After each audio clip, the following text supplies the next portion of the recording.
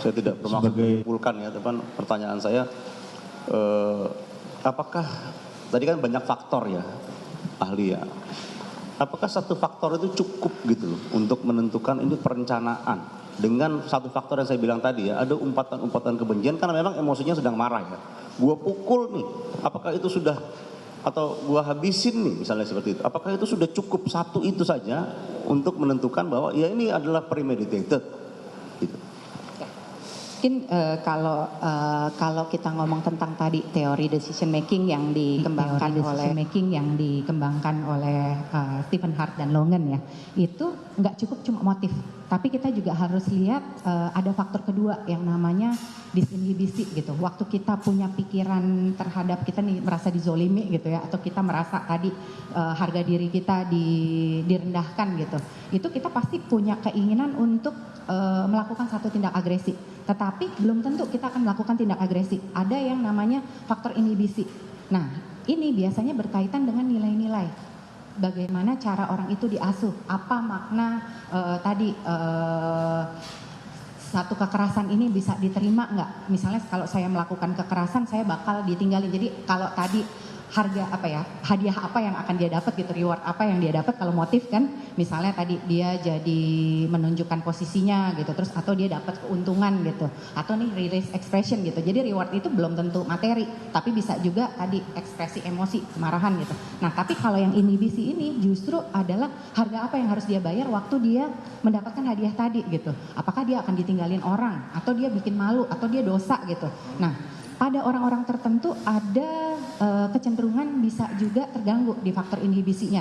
Misalnya pada orang-orang yang dia dibesarkan dengan lingkungan yang sifatnya tidak mengajarkan nilai-nilai dengan kuat gitu. Atau dia pernah mengalami satu peristiwa yang tidak menyenangkan yang dia pelajari gitu. Misalnya di rumahnya atau di lingkungannya bahwa tadi kekerasan, dilawan kekerasan ada hal yang biasa.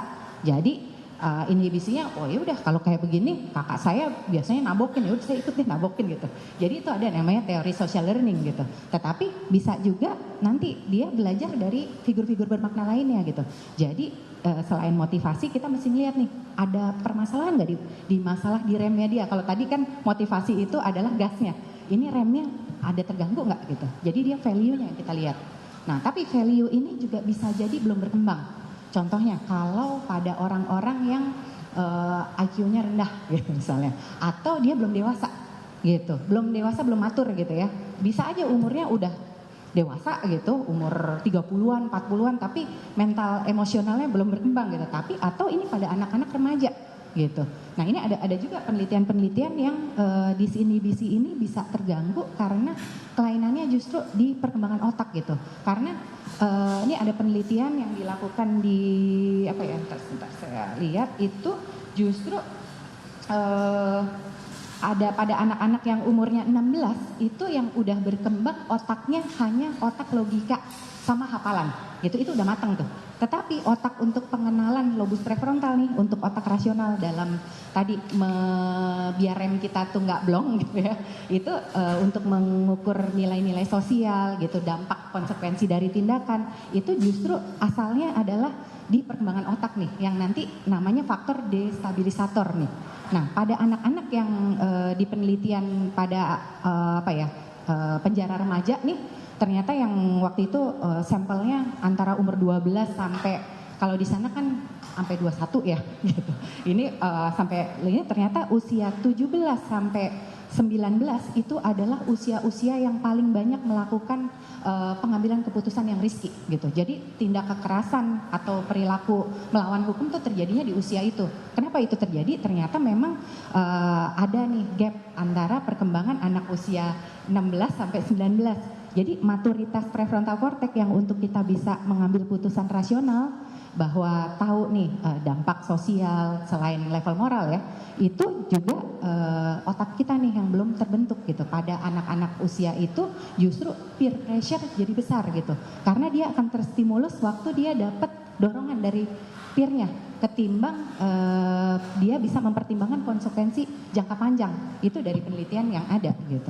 Nah, itu juga menjadi satu penelitian untuk intervensi gitu, karena ternyata memang di usia-usia 20 sampai 30 usia perkembangan prefrontal cortex itu jadi sesuatu yang optimal, sehingga nanti kalau di luar di Correctional Institute itu untuk restoratif justice ya pada pelaku memang mereka dikenai tindakan tuh untuk di treat apanya nih yang masih kurang, yang belum terbentuk, agar otaknya tadi bisa dikembangkan supaya dia punya regulasi emosi yang baik dan dia bisa mengenali norma-norma sosial dengan lebih baik gitu. Kalau enggak dia akan cenderung punya kerentanan jadi residivisme gitu. Karena nih anak yang lagi dalam masa perkembangan seperti itu.